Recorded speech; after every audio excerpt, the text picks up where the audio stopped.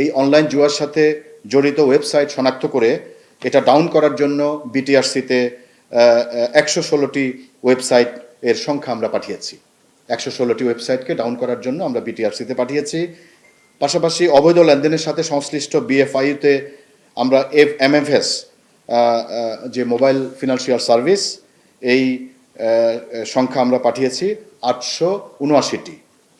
এবং অবৈধ লেনদেনের সাথে সংশ্লিষ্ট আমরা কিছু ব্যাংক অ্যাকাউন্ট পেয়েছি এবং সেই ব্যাংক অ্যাকাউন্টগুলো, সেই নাম্বারগুলো আমরা বিএফআইতে পাঠিয়েছি সর্বমোট 43টি।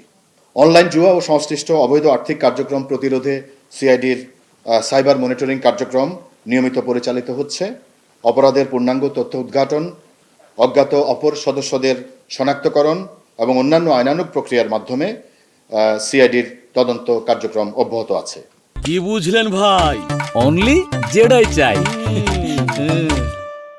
একটি প্রশ্ন আসতে পারে যে এই যে কোটি কোটি টাকা পাচার হচ্ছে, প্রতিদিন 1,80,00,000 থেকে 2 কোটি টাকা পাচার হচ্ছে, এই টাকা উদ্ধারে আমাদের তৎপরতা কি?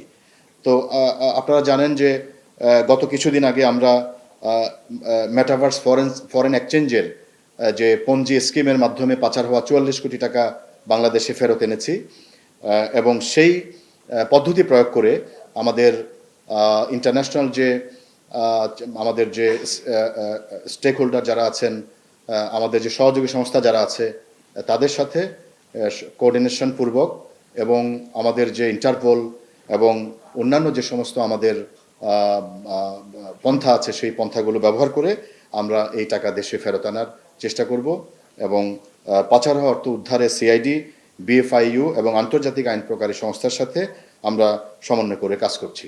আপনাদের সবাইকে ধন্যবাদ।